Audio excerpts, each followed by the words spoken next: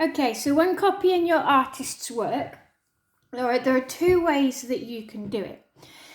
Developing, if you are a student that is aiming for the developing target in today's lesson, you will have your artist image, you'll turn it the wrong way round, okay, and all you'll do, okay, is using your pencil, pressing on nice and hard. Okay, you might have done this with me before, maybe last year, or with your other art teacher. Okay, and all you do is just shade all over the back of your image. You do need to make sure that this is reasonably hard, otherwise you're going to find that it doesn't print onto your page. Okay.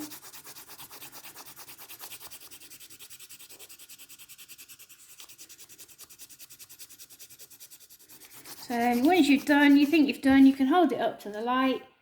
Okay. That's what you printed on the page there. You can hold it up to the light and see if you've gone over the entire thing.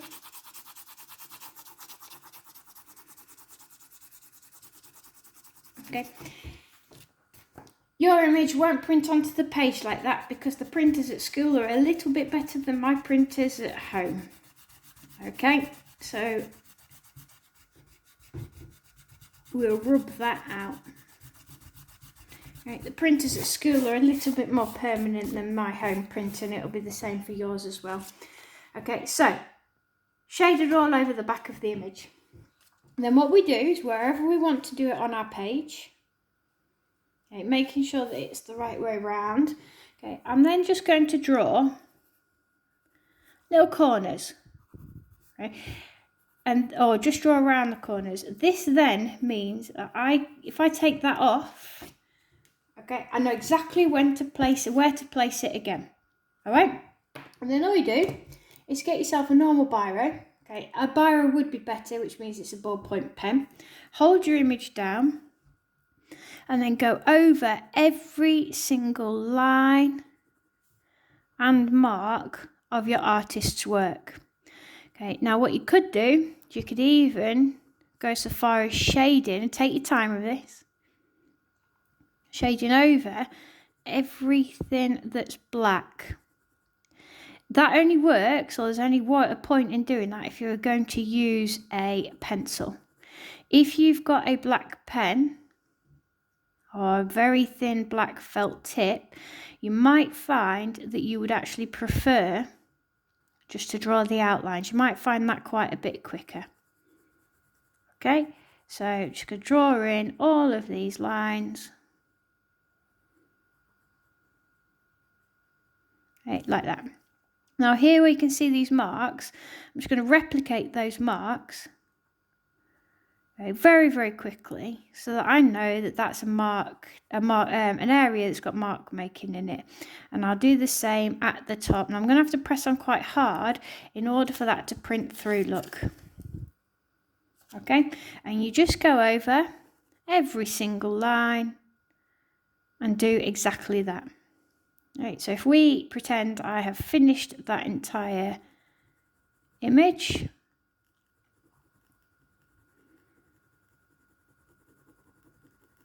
right, let's pretend I've finished it all.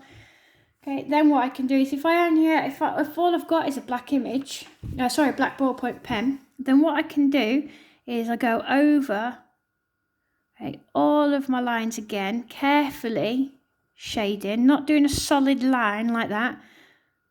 Okay, carefully kind of sketching with my pen.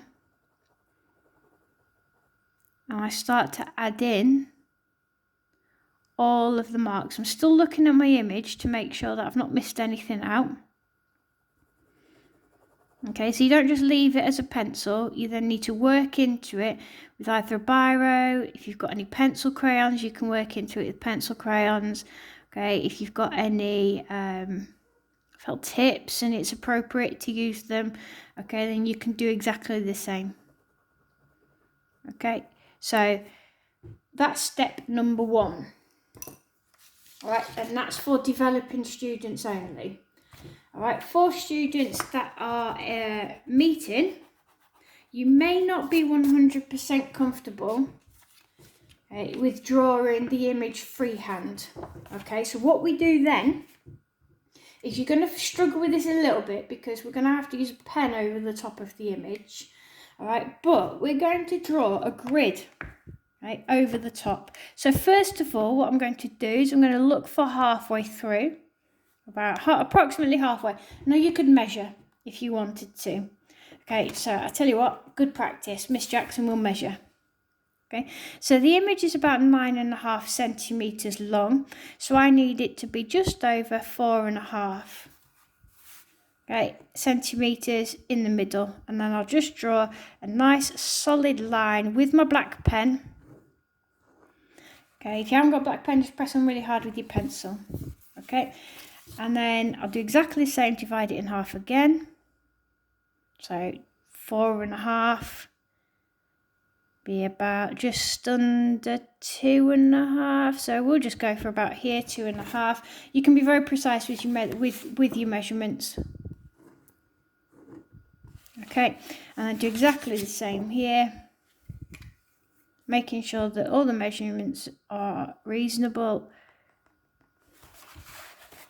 All the gaps between the boxes are reasonable. If you need help with this throughout the lesson, don't hesitate. I haven't got a problem giving you a hand at all. Okay, and then we'll do exactly the same. So I've now got 1, 2, 3, 4 boxes. Okay, and I'll measure again here. So that's about 7 centimeters. So it needs to be 3.5. Now what I'm going to do to save time now is I'm now going to divide 3.5, okay, by 2, because I need it to be 4 by 4. So that would be right there. And I'll do exactly the same on this side. Okay, and then I'll draw my lines. Okay, and this is the gridded approach. All right, so what we can then do is we can then draw our grid in our book.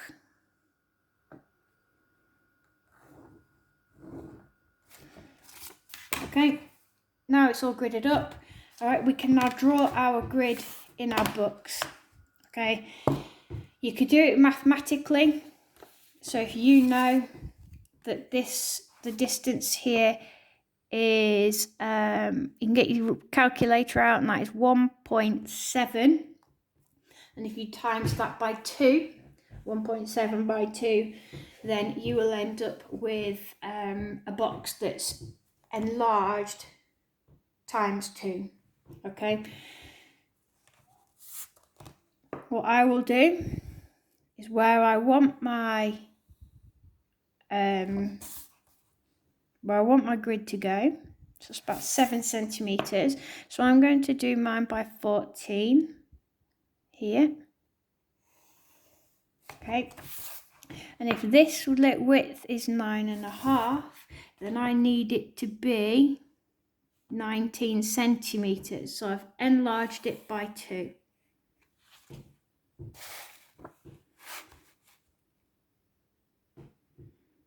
Okay, so I'm drawing my grid on the page now.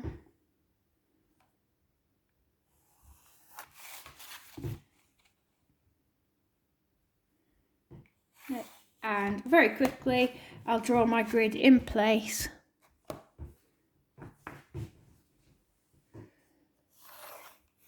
Just exactly the same as you did before, making sure that you've got 4 boxes. Right, you can measure this, as I said.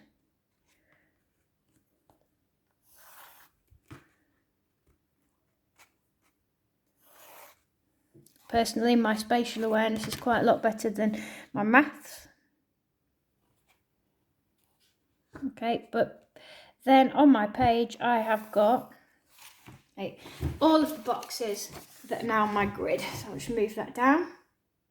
Okay, you can now see my grid properly.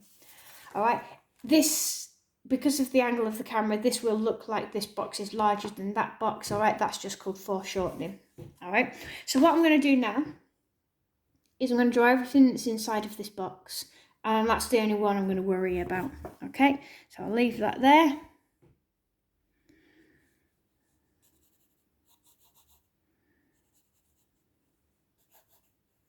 So I'm going to look at where that comes in comparison to that line,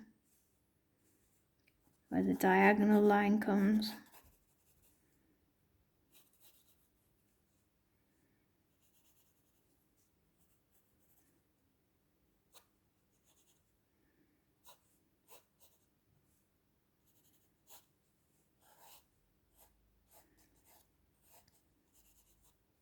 Okay, so that's all of the shapes from that box in, so I can cross that box off. Okay, and now I'll move on to the next box.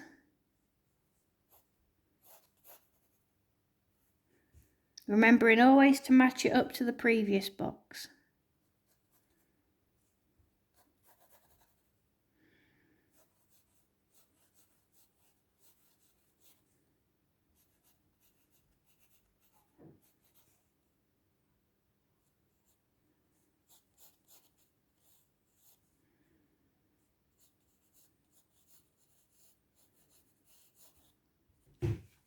Okay, and so on.